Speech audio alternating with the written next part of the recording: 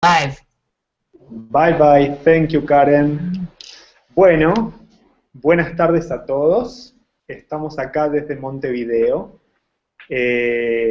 Nosotros estamos acá en la NSI de Montevideo. En Montevideo no solemos destacarnos por la puntualidad, así que teníamos que haber llamado que empezaba a 5:30 por ahí y recién llamamos a las 6, así que por el momento en la clase en sí no somos muchos, pero estamos al llegar.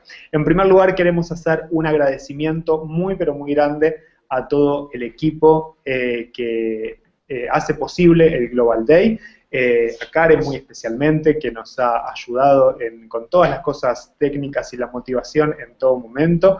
Muchísimas gracias. Y queremos realmente expresar nuestro placer de estar en este momento online. Ya es la cuarta edición del Global Day y es la cuarta vez, el cuarto año consecutivo que la NSI de Montevideo participa especialmente en este evento mundial. Nosotros en la NSI de Montevideo somos una comunidad que pertenece al movimiento conservador, al movimiento Mazortí, y estamos muy, pero muy contentos de sumarnos a este emprendimiento a nivel mundial, ya que el Global Day es exactamente eso, es buscar lo que nos une entre las distintas personas que formamos y conformamos el judaísmo, y una de las cosas que justamente nos unen es el estudio. Así que acá estamos estudiando. Nosotros que estamos desde Montevideo, lo que trajimos para mostrarles que estamos, para probar que estamos de Montevideo, es un mate, es la típica bebida uruguaya, así que para mostrar y para compartir con ustedes con los que quieran. Queremos agradecer también especialmente al Global Day que permiten hacer muy especialmente y de una forma tan cálida y tan amena este día de estudios, brindándonos incluso hasta los shiurim, las clases prácticamente tan bien armadas. Y el shiur que estamos compartiendo en el día de hoy es un shiur que ha escrito Yafa Epstein, a quien agradecemos muy especialmente, porque en base a ella, al shiur que ella fue armando, es que vamos a compartir y vamos de ahí están tomadas las mayorías de las fuentes. Acá están llegando más personas a nuestro shiur. Bienvenido, Rodrigo. Podés tomar una hoja. Nosotros ya estamos online, empezamos puntualmente. Acá se van a ir sumando participantes. Bienvenida, ¿cómo estás? Bueno, muy bien. Cada Global Day tiene consigo un tema, y el tema que dedicamos este año es a la creatividad. Hola, ¿qué tal? Buenas tardes. Buenas tardes a todos. Buenas tardes. Vamos a ir saludando a medida que van a ir llegando los participantes. Nosotros acá, como estamos online, ya empezamos, ¿sí? ¿Cómo estás? ¿Cómo estás? Sí, yo cuidado que están los cables por ahí, pasá por acá para no desenchufar nada. Bueno, ¿qué tal? ¿Cómo estás? ¿Todo bien? Bien, muy bien.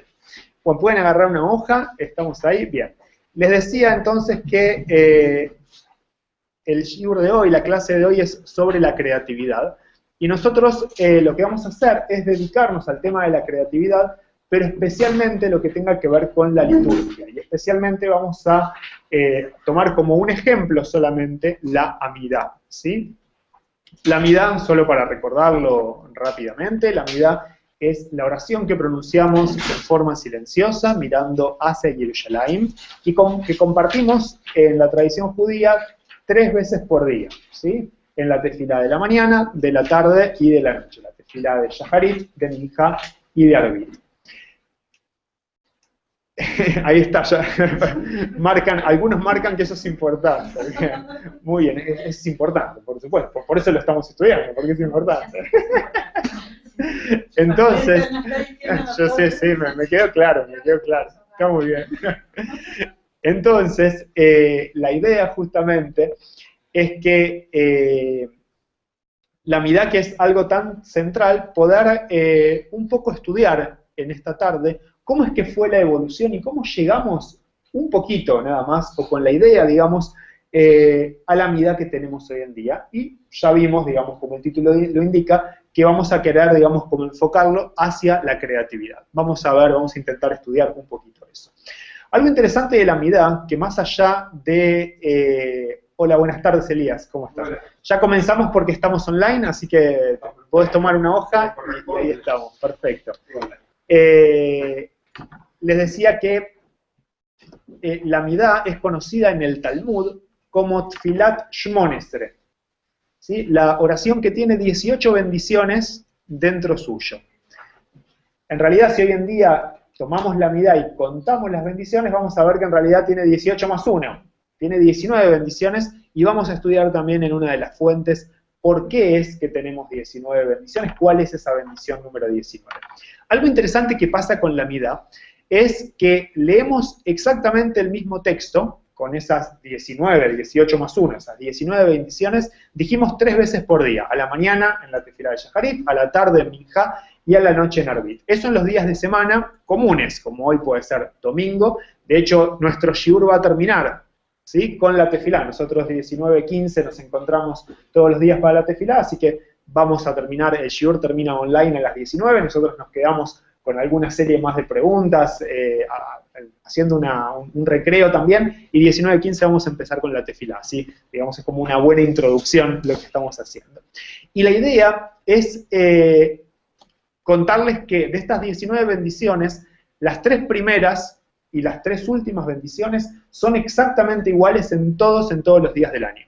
Todos los días del año quiero decir, cuando es Shabbat, cuando es Yom Kippur, Rosh Hashanah, días festivos, son exactamente iguales las 3 primeras y las 3 últimas. Todas las bendiciones del medio son sustituidas por una única bendición en los días festivos. Entonces, todas las bendiciones del medio, que en realidad tiene que ver mucho con pedidos personales, ¿sí?, como en Shabbat, en días festivos, son días en los cuales no acostumbramos a hacerles pedidos a Dios, sustituimos todas esas bendiciones por una única bendición, que habla justamente de la importancia, de la sacralidad del día, de Shabbat, de Yom Kippur o del día que fuera, ¿sí? Bien, ¿hasta acá estamos? ¿Sí? Bárbaro.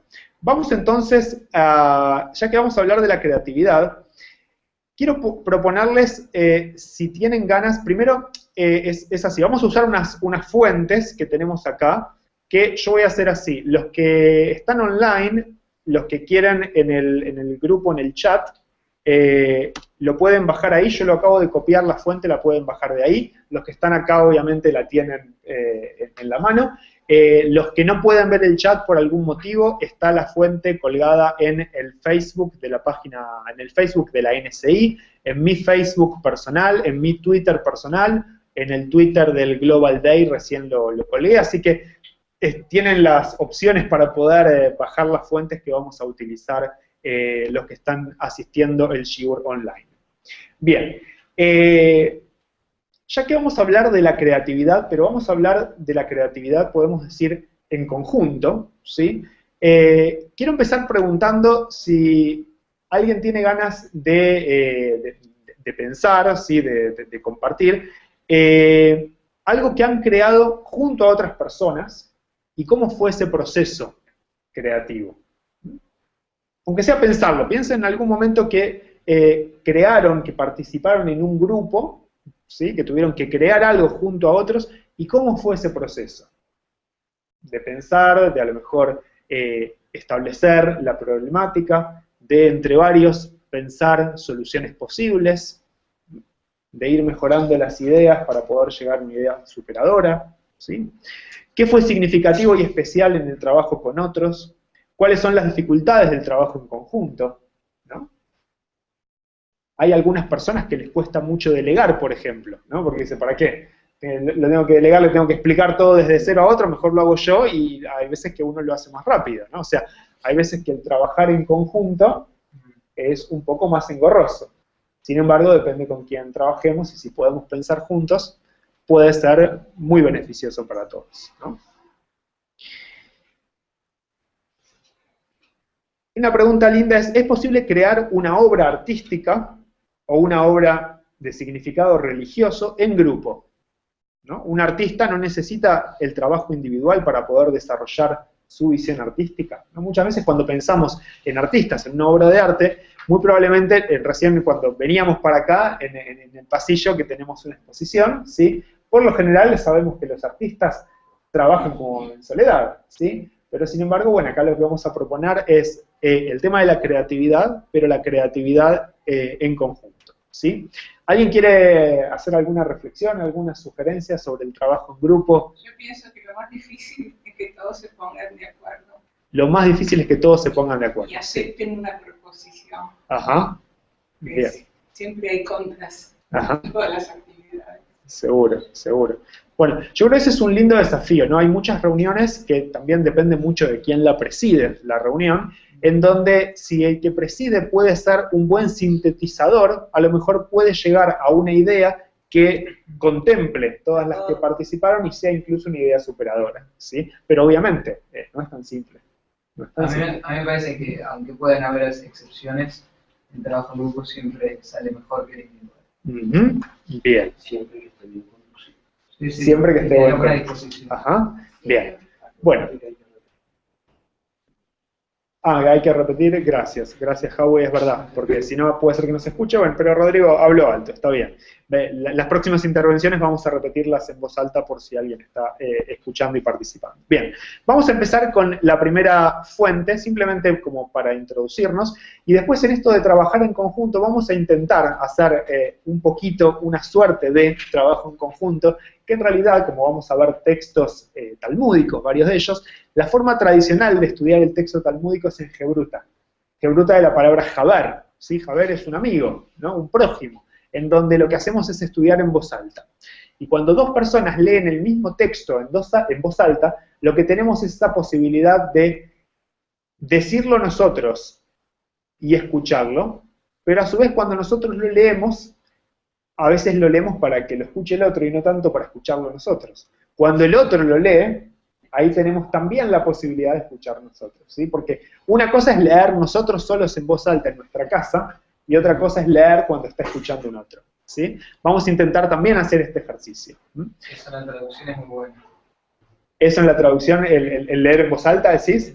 Ajá. Y el otro después leer. Claro, exacto. Sí. Tiene que haber por ahí, Elías, supongo. Ahí está. Sí.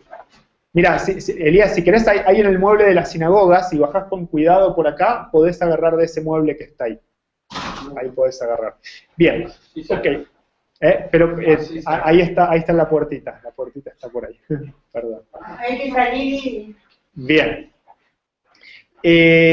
Vamos a leer entonces un pequeño texto a modo de introducción a este tema creativo de la jueza O'Connor, que dice lo siguiente.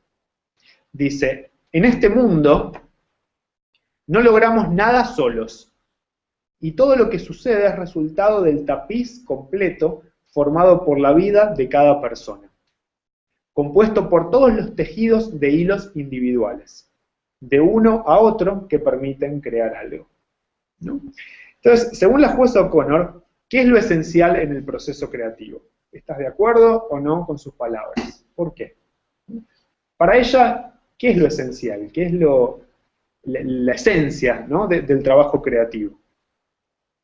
¿Qué El aporte de diríamos? cada uno. El aporte de cada uno, ¿no? Y ahora, ¿qué significado tiene el solos en su dicho? ¿No? Dice, en este mundo no logramos nada solos, ¿no?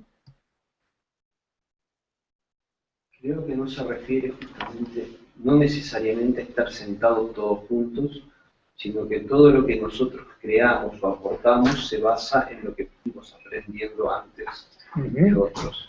Porque habla de Está bueno. un tejido de todos los hilos individuales. Exactamente, hay como una suerte de contradicción en ese sentido en el texto, ¿no? O sea, que en realidad podemos decir que nunca lo que logramos es solos, porque siempre tenemos, digamos, un contexto, ¿no? O sea, no nacemos de la nada, o sea, tenemos un hogar, ¿no? Claro, o sea, digamos, el hombre por naturaleza es un ser social, entonces en realidad el solos en el caso de los hombres es inconcebible, podemos decir, ¿no? Además se nos dio escribir para poder transmitírselo a otros. Además, perdón. Se nos dio escribir para poder transmitírselo a otros. Ajá, el escribir para poder transmitir, claro, así es. El uso del lenguaje es lo que nos permite ir integrando socialmente y de generación en generación también. Así es, así es. Bueno, vamos entonces ahora a proponer lo siguiente. Vamos a compartir este estudio en Gebruta, ¿sí? Para los que están en casa, si están mirando con alguien, pueden compartir entre ellos, y si no, pueden leerlo solos, si bien no va a ser en Gebruta, pero es una linda forma hacer una primera lectura. Todas estas fuentes las vamos a repasar nosotros. Lo que les pido es que uno con otro, ¿sí? Va a haber un trío, ¿sí? Que se junten de a dos y puedan leer las fuentes. No es para profundizar, sino es para hacer una primera lectura. ¿Está bien? Entonces, pueden leer la fuente y leer la pregunta que aparece y si quieren intentar responderla. ¿Sí? Así que... Claro, un Shiloyuta, está bien. Bueno, así que pueden empezar.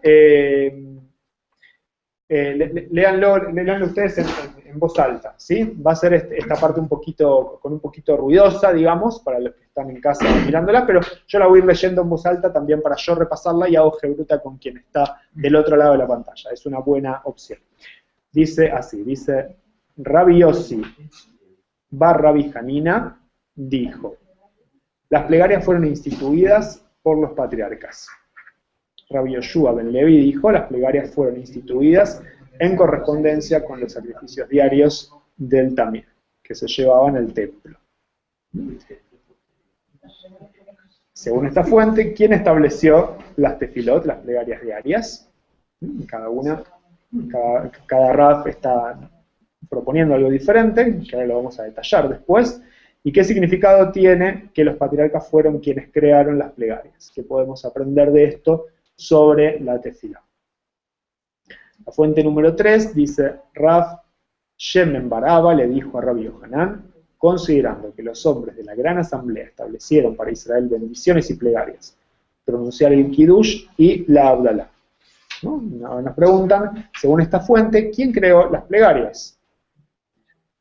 ¿Crees que esta fuente apoya o contradice el debate que vimos anteriormente acerca de la disposición de la tefilá según los patriarcas o los distintos sacrificios? La fuente número 4, dicen nuestros rabinos, nos enseñaron, Shimon Apakuli, que era mercader de lino, organizó el orden de las 18 bendiciones delante de Rabban Gamliel, en Yavne. Rabban Gamliel dijo a sus sabios, ¿alguien sabe cómo instituir una bendición contra los herejes? Birkat Aminim. Shmuel Akatán se puso de pie y la instituyó. La Birkat Aminim, Ala Malshinim. Ala Malshinim al Tietikwa. Según esta fuente, ¿quién estableció la plegaria de Shimon? Entre las 18 bendiciones, o sea, la Amida. ¿Qué significado tiene arreglar el Tikkun que dice en el original? Las 18 bendiciones. ¿Cómo esta fuente contradice lo que hemos visto? Y la quinta fuente dice, pero dado que los 120 ancianos, es decir, los hombres de la gran asamblea, los Anshei Knesset Agdolá, incluyendo a sus muchos profetas, establecieron las 18 bendiciones en el orden en que las conocemos hoy en día, ¿qué dispuso Shimon Apakuli? Se olvidaron y volvieron a disponerlo, nos dice la fuente. ¿Qué solución propone esta fuente al conflicto que hemos visto acerca de quién fue el autor de la tefilá de la Amida? ¿Por qué esta fuente recalca el hecho que los profetas crearon la tefilá de la Amida? ¿Qué podemos aprender de aquí acerca de cómo veían los sabios la creación de la tefilá de la Amida? ¿Qué significado tiene la posibilidad de olvidar una plegaria? ¿Qué podemos aprender aquí acerca de la perspectiva de nuestro sabio Hassal sobre la plegaria? Estoy traduciendo el capítulo de Rubín, de la vida de la plegaria. Ah, mira, justo, te viene bárbaro. Bueno, entonces acá lo que vimos son de la fuente 2 a la fuente 5, ¿sí? O sea, 4 fuentes, que lo que vienen a intentar develar es exactamente cómo fue instituida, o más que nada, quién, de dónde salió la tefilá como la tenemos hoy en día, estas bendiciones que conocemos como Amidá, que dijimos que son 18 más 1, son 19 bendiciones, y que, digamos, tiene tanta trascendencia porque la hacemos 3 veces por día en cada una de las plegarias, ¿sí? Bueno, vemos que hay un poco de desorden, ¿no?, en las fuentes. Mucha información. Hay mucha información, exactamente. Entonces, fíjense qué interesante que ya antes de sumergirnos en la fuente, digamos, más detalladamente, pero así, digamos, en solo hacer un chapuzón, como hicimos, de leerlas rápidamente, vemos que si preguntamos, ok, ¿quién escribió las tefilot como las conocemos hoy en día? No es una respuesta fácil, ¿no? Después de hacer esta lectura rápida, si hacemos esta pregunta, no me pueden responder así, ¿no? Tenemos que estudiarlo en profundidad. Probablemente tampoco vamos a tener una respuesta en un ratito, ¿está? Pero por lo menos vamos a intentar hacer el recorrido que nos propone el Talmud. Bien, volvamos a la segunda fuente y vamos a intentar ir respondiendo las preguntas todos juntos. La primera fuente está tomada del tratado de Brajot, el primer tratado del Talmud, el tratado de las bendiciones, 26b, dice lo siguiente. Rabbi Yossi bar Rabbi Hanina dijo, las plegarias fueron instituidas por los patriarcas. Acá fíjense qué interesante, porque acá esta fuente ya nos habla de creatividad, nos habla de creación de una plegaria, y acá ya empieza el problema, porque no es que nombra una persona, dice por los patriarcas, o sea, ya están hablando de 3 personas al mismo tiempo, ¿no? En realidad esto después nos va a explicar el Talmud, que lo que quiere decir es que cada patriarca, Abraham, Isaac y Jacob, hizo alguna de las tefilot, o sea, que rezamos Shaharit por Abraham, que rezamos Minjá por Isaac y que rezamos Arbit por Jacob, ¿sí? Cada una en base a algún versículo. Pero igualmente, más allá de este midrash que trae a cada patriarca adjudicándole una de las 3 tefilot, lo que nos dice esta fuente en particular es que las bendiciones de la Amidá fueron instituidas directamente por los patriarcas. Entonces acá, como decimos, vemos varias cosas. Primero le da como el copyright una autenticidad superior a las brajot, porque lo que estamos haciendo hoy, uno dice, bueno, pero ¿de dónde salieron? No. Según esta fuente, los patriarcas, Abraham, Isaac y Jacob, ¿no? ¿Y quién les va a discutir a ellos? Si ellos lo dijeron, está bárbaro. Entonces está bueno que nosotros sigamos haciéndolo diariamente y 3 veces por día como venimos haciéndolo, ¿sí? Eso es lo que dice Rabbi Yossi bar Rabbi Hanina en esta fuente de Brajot. Sin embargo, en la misma fuente, el renglón siguiente, fíjense lo que dice. Rabbi Yoshua ben Levi dijo, las plegarias fueron instituidas en correspondencia con los sacrificios diarios del Tamid, que se llevaban al templo. Acá hay una diferencia entre las dos. Flor de diferencia nos aparece, ¿no? Porque ¿cuál es la diferencia? Una diferencia es que una es de razón y otra de razón de cómo es. La primera está diciendo por qué hay plegarias. Y la segunda estaría diciendo ¿cuándo? ¿Cuándo fueron ¿cuándo instituidas? empezaron a existir? Porque antes eran los korbanot. Bueno, está bien, pero digamos, podría ser el cuándo también, o sea, podrían los dos estar respondiendo el cuándo, ¿no? Porque, digamos, podemos decir que una se excluye a la otra, o una se complementa con la otra, ¿no?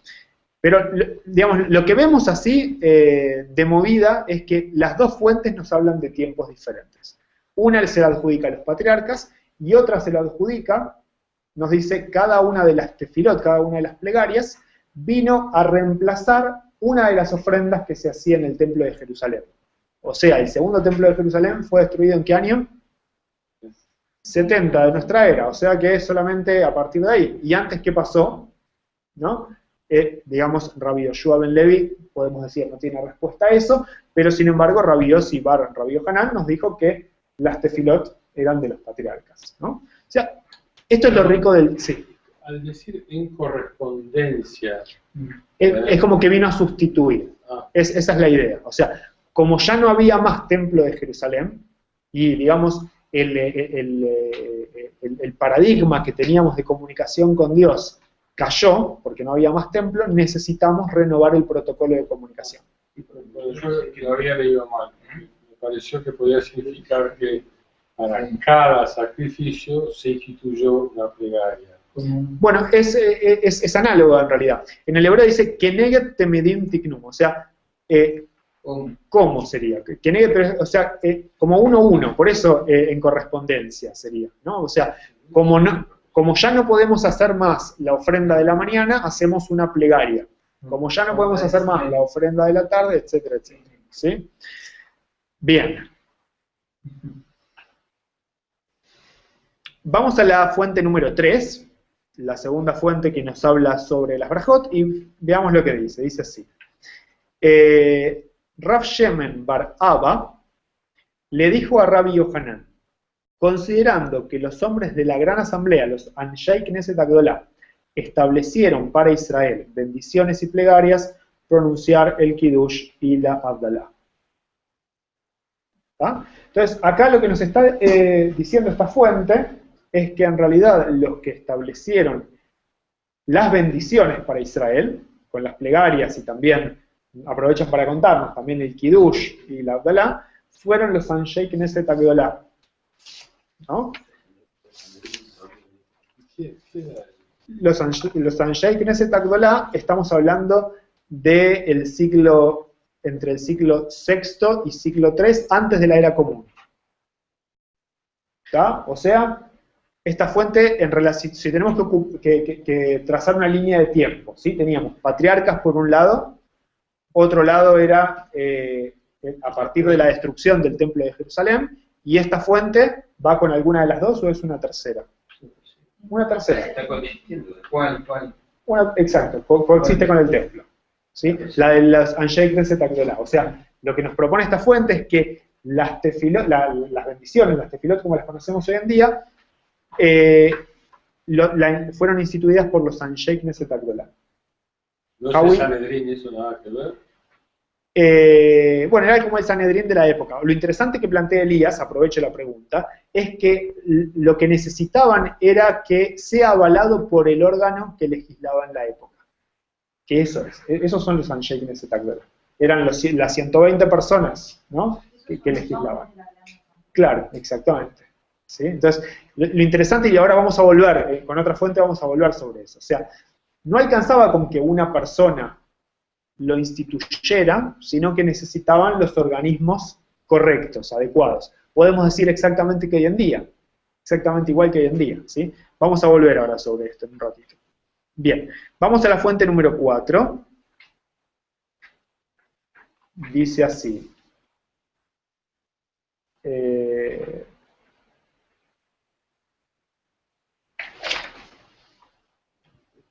Nuestros rabinos nos enseñaron.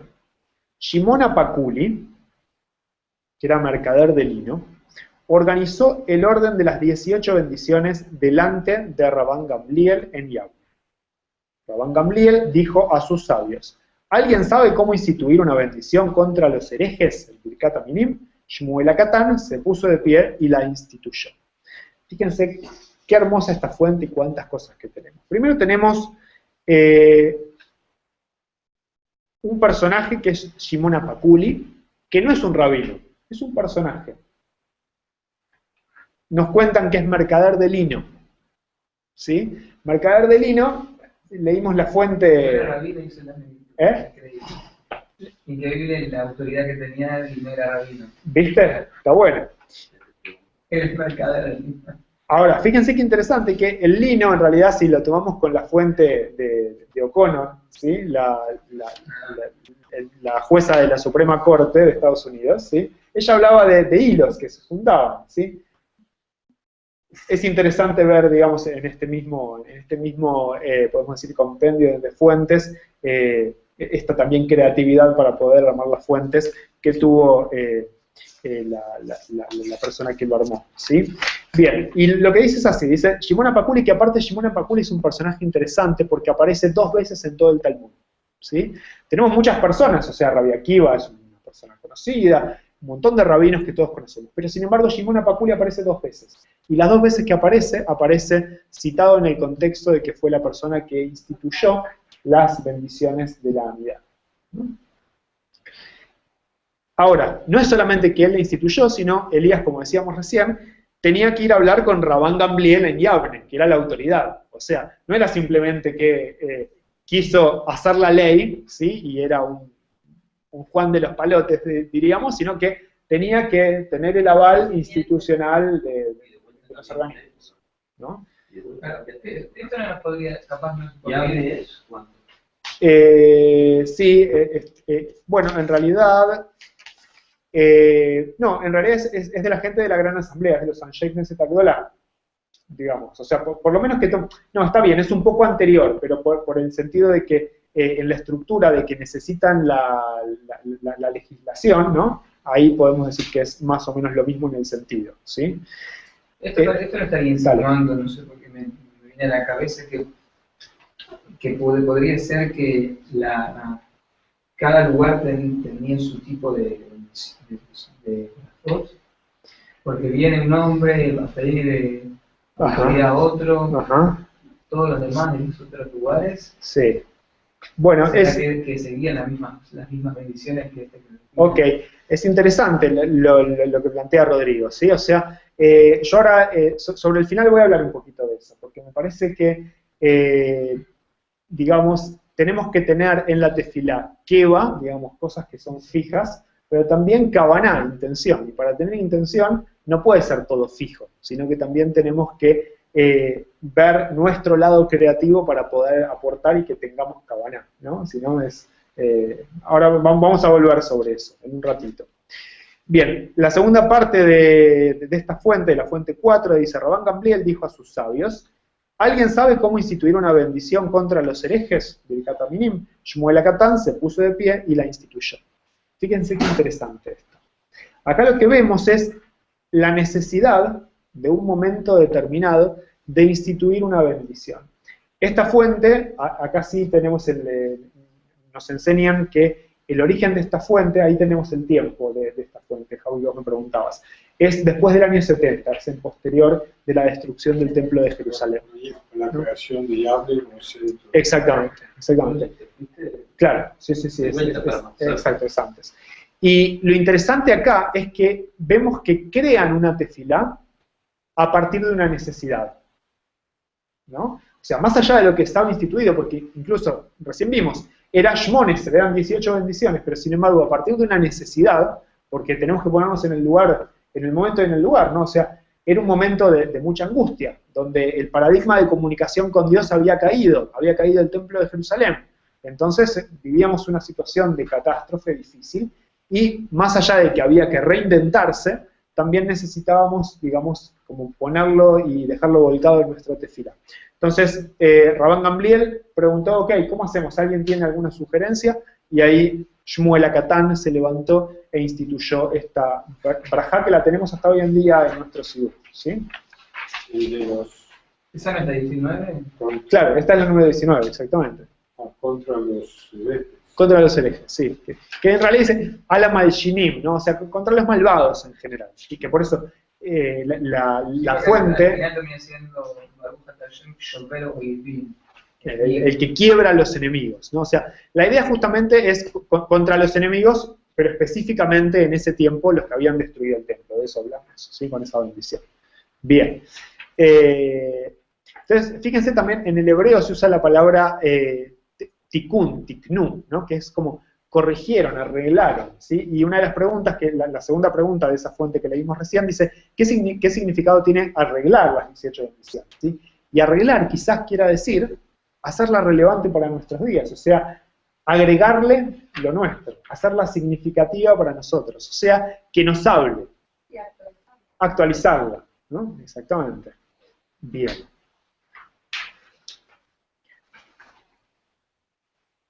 Ok.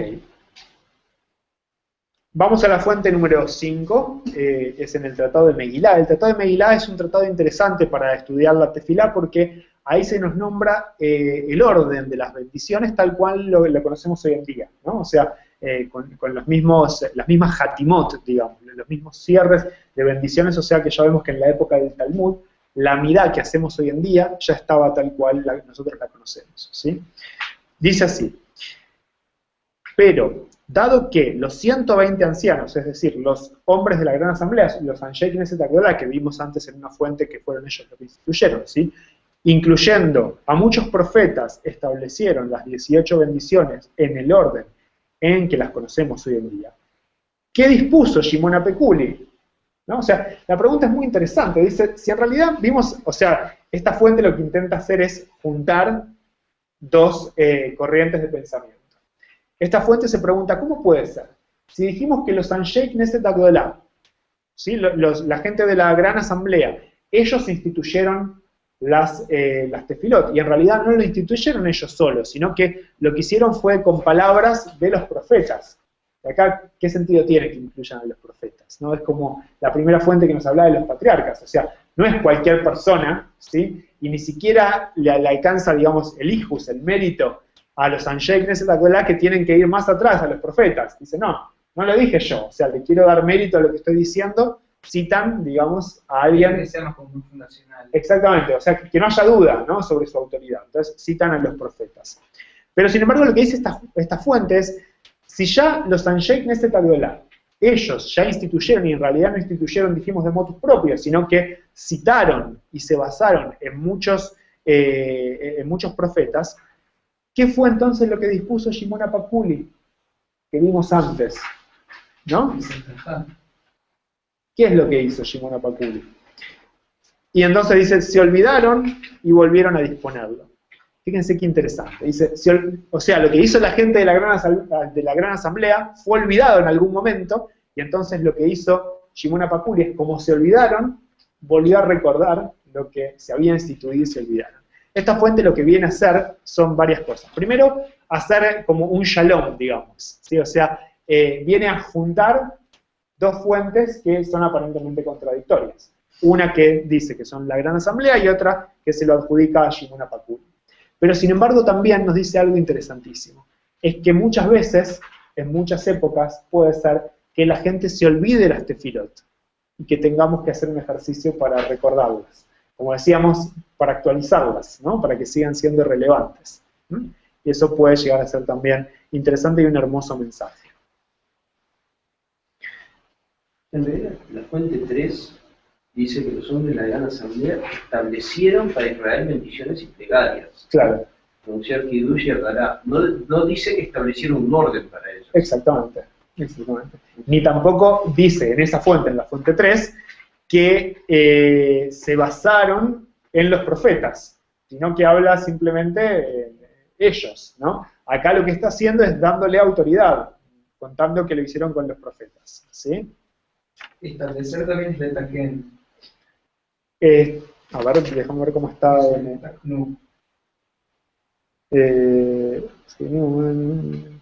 Tiknu, sí, fila al hacer, sí, exacto, sí, es como Letaken, arreglar, exactamente, sí. Bien, entonces, repasando estas fuentes que vimos recién, si bien alguna que otra intenta hacer shalom, ¿sí? Intenta como conjugar las posturas, pero lo que sí vemos interesante es que cada una trae una respuesta diferente sobre cómo fue establecida la vida.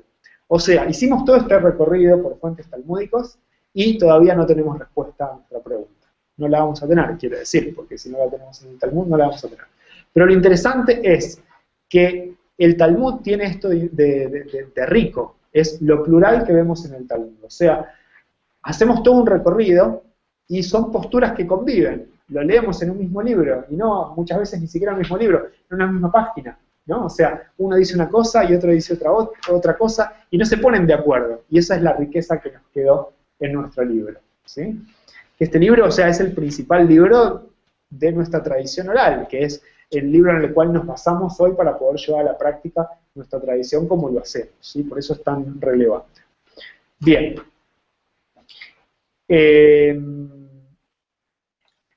Yo voy a seguir por acá. Vamos a hacer... voy a seguir por acá y después vamos a ver si terminamos con el texto del rabino Steinsaltz. Hay una fuente que no la traje acá en este compendio, pero se las cuento. Hay una fuente muy conocida en el tratado de Brajot, en la Mishnah, es Brajot 4, capítulo 4, Mishnah 4, que dice, Aoset filato keva, ent filato tahanunim. Dice, el que hace su tefilá, su oración, su plegaria, keva, algo fijo, su tefilá, entonces, en Tfilatot Tahanunim, o sea, su tefilá no tiene como un pedido misericordioso, ¿sí? Es como que su tefilá no es aceptada, su tefilá no es recibida, ¿no? Entonces acá lo que hay... ¿No hace qué? Perdón, ¿lo puedes repetir? Si no... Si la hace fija, ¿sí? Dice, Aoset Filatot Keva, el que la hace fija, o sea, el que la hace rutinaria, ¿sí? El que la hace de una forma mecánica. Cada vez que me parece como una monotonía. Claro. O sea, hay una tensión acá entre el keva, entre lo fijo, lo mecánico, y la kavaná, la intención, ¿sí? Entonces, la idea es que siempre podamos a cada tefilá agregar algo nuestro.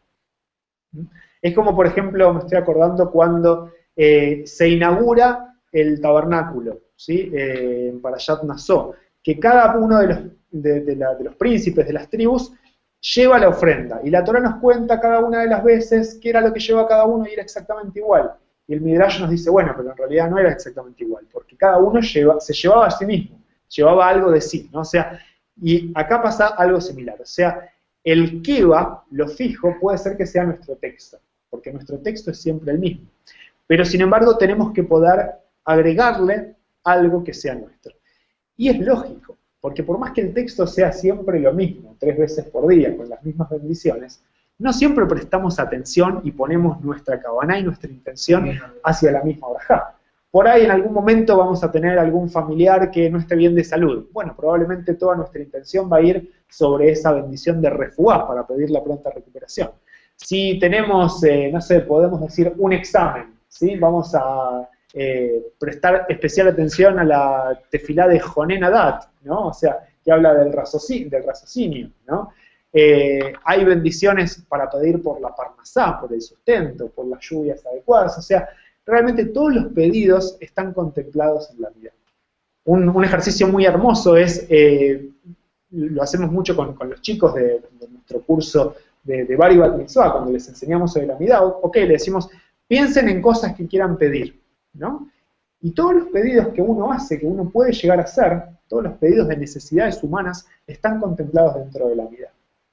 Por eso es que, si bien el texto puede ser el mismo, de acuerdo al momento en el cual estamos pasando, nuestros ojos es como que van a ir más a un lado o a otro, ¿sí? Ahora, después de la midá, hay un espacio, que es un espacio creativo, justamente, que se llama Tahanun. Y Tahanun, fíjense, la misma palabra que yo les contaba recién, decía, Aoset filato keva, eit filato tahanunim, dice el que hace su tefilá fija, su tefilá no es tahanunim, o sea, no es misericordia, no es recibida, digamos, ¿sí? Entonces, esta misma palabra, el tahanun, es una oración que se hace en forma silenciosa después de nuestra midá. Por lo general se hace solamente en los días de semana, en Shaharit, a la mañana, y en Minjá, a la tarde, ¿sí? Y es interesante que este espacio, en el Talmud, por ejemplo, nos dan testimonios de Rabanim que hacían esta plegaria que en el Talmud le llaman Betar Tzlota, en arameo lo que viene después de la tefilá, después de la midá, justamente. Porque había un pedido que era fijo, una plegaria que era fijo, y después cada uno agregaba sus propias oraciones. Este espacio, en realidad, de, podemos decir, creativo y de estar en blanco, podemos decir que hoy en día, o sea, ya hace muchos años, ¿sí? A partir de que fueron instituidos los sidurim en el siglo X aproximadamente, fueron silenciados con texto, canonizados con texto negro sobre blanco. Podemos decir, a los seres humanos hay momentos que el silencio nos incomoda. A pesar de que el Salmo dice, lejado miate ilá, para ti el silencio es alabanza, muchas veces el estar en silencio implica una incomodidad. Y eso mismo también pasó con la tefilá. Entonces, lo que intentamos hacer... ¿Cómo es eso? ¿Por qué fila de silencio? ¿Por qué? Porque en realidad un espacio que era creativo para que cada uno haga su tefilá, finalmente pusieron un texto también, ¿no? Entonces yo creo que uno de los ejercicios interesantes que podemos hacer es retomar este espacio creativo y de silencio en el sentido de poder agregar nuestra propia tefilá, después de la midá en la tefilá de Tahanun, ¿sí? Que hoy en día se perdió. De hecho, en muchas comunidades hasta ni se hace. El Tahanun es como que, nada, seguimos. ¿no? Porque es Y en como- otras sí, efectivamente sí. en muchas se siguen haciendo, pero en muchas otras Keilot, justamente en Keilot en donde más podemos decir que estamos entre gente que aprendemos todos los días, ¿sí? Y gente a lo mejor menos experimentada, podemos decir, con la liturgia, es algo de la liturgia que no se suele hacer, ¿sí? Bien, yo creo que este es un espacio para recuperar el espacio del Tajanún, y ahora puede ser que voy a volver sobre esto sobre el final. Quería compartir, vimos antes que en un momento de la historia decíamos que surgió la necesidad de Rabban Gamliel, que le preguntó a sus sabios quién sabía instituir una bendición contra los herejes, ¿sí?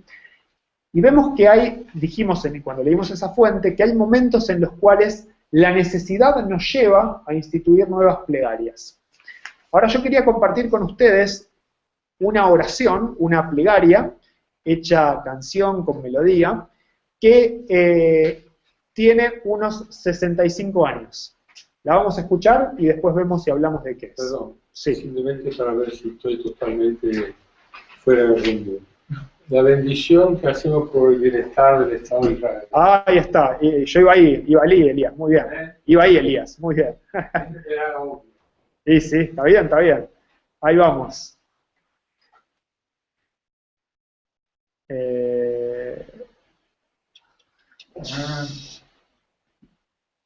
Me encanta la canción de ¿cómo es? De Tzahal. Sí, voy a ver si lo puedo poner. A ver. Una voz impresionante.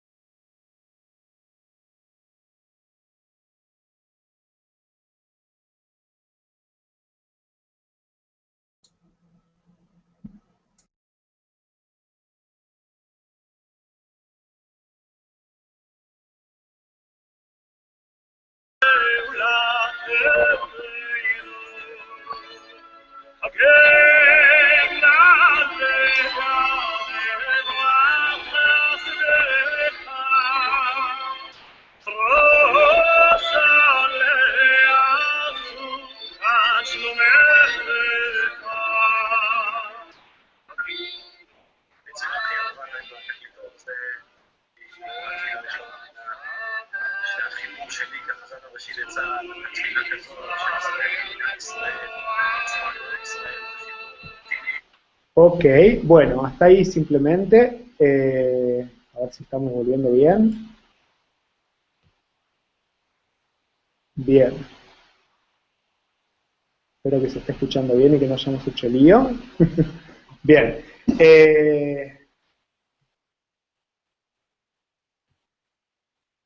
Sí, ahí estamos. Bien. Decíamos, lo interesante de esta tefilá, lo interesante de esta tefilá es que tiene unos 65 años, ¿sí?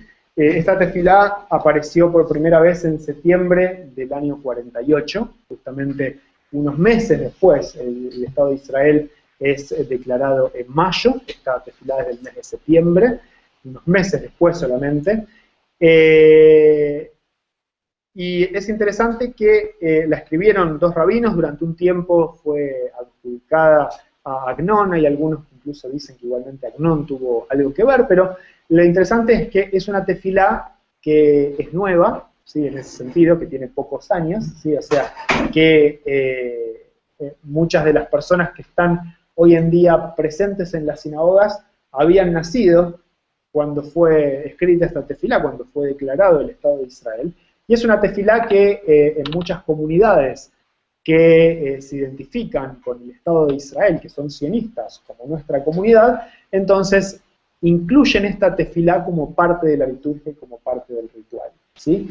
Y algo también, justamente en el video que compartíamos, que el que canta es el Hassan Arashi, el Hassan principal de Tzal, del ejército de Israel, justamente, ¿no? Entonces tiene como un sentido y un significado especial. Entonces, vemos la creatividad en la tefilá, que la creatividad sigue hasta nuestros días, y a medida que vamos pasando por distintas situaciones, por distintos momentos, entonces vemos que de alguna forma nos desarrolla, nos desafía a poder seguir dando respuestas, ¿sí? Nos quedan un poquito más de 5 minutos para desconectarnos de la transmisión en vivo. Quiero preguntar si hay alguna pregunta antes de concluir con una reflexión, si hay alguna pregunta acá en Montevideo, en Beit Hadash, si hay alguna pregunta de alguien que esté en vivo y quiera preguntar. Pueden escribir por acá por el chat, yo voy a fijarme en el Twitter también, si hay alguna pregunta. Sí, Elías, por favor. ¿Por qué nos hemos concentrado, llegué un poco tarde, quizás Sí. esa es la razón de mi ignorancia, ¿por qué nos concentramos en estas en particular? La misma pregunta no habría que formulársela respecto a cualquier plegaria que encontramos en cualquier festividad. ¿Quién creó la plegaria? Sí, yo lo que diría es así. Yo lo que proponía al principio es que tomamos la midá solamente como un ejemplo. Podíamos haber tomado sin lugar a dudas cualquier otro. Por poner un ejemplo, pensemos en la Agadá de Pesaj, en el ser de Pesaj que compartimos hoy en día, ¿sí? Ahí vemos creatividad tras creatividad tras creatividad.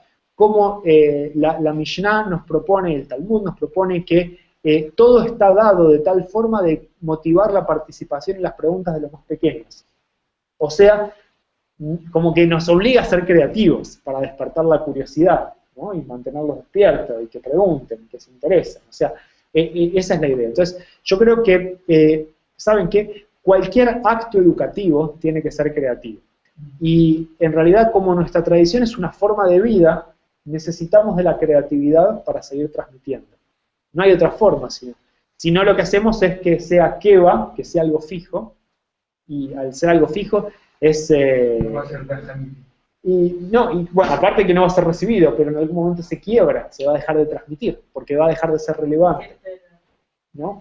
Entonces, por eso yo creo que es tan importante, primero, de a poco ir entendiendo la tefilá, para poder, digamos, ir, la tefilá en especial, ¿no? Pero podría ser con cualquier elemento de nuestra tradición.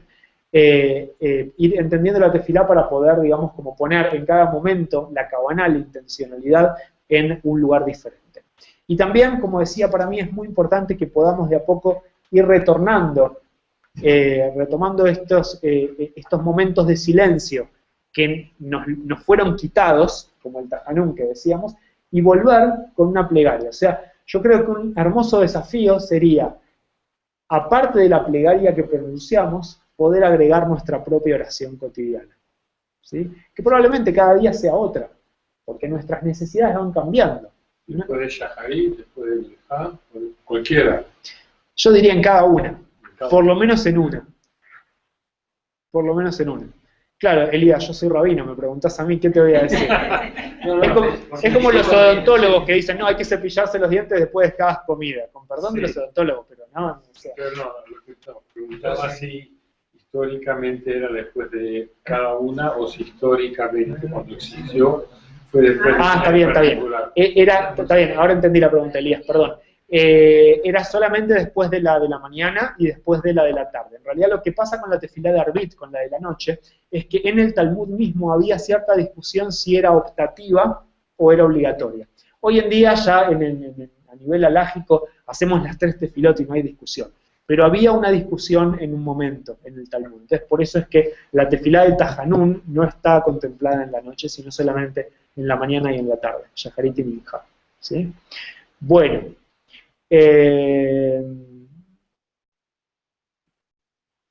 Ok. ¿Alguna pregunta por ahí? Gente que nos está escuchando en otras partes del globo, en el Global Day. ¿Alguna pregunta? ¿Comentario? Bueno, muy bien. ¿Alguna pregunta más por acá tenemos? O sea que no hay fecha exacta de cuándo... No hay fecha exacta, no, exactamente, en el Talmud discuten, ¿sí? Lo que queda claro es un proceso, y algunas autoridades académicas, ahora para citar fuentes no talmúdicas, pero algunas autoridades académicas que estudian la historia de la tefilá, lo que ven es que la tefilá tal cual la conocemos hoy en día han convivido con los sacrificios, con las ofrendas en el templo de Jerusalén, ¿sí?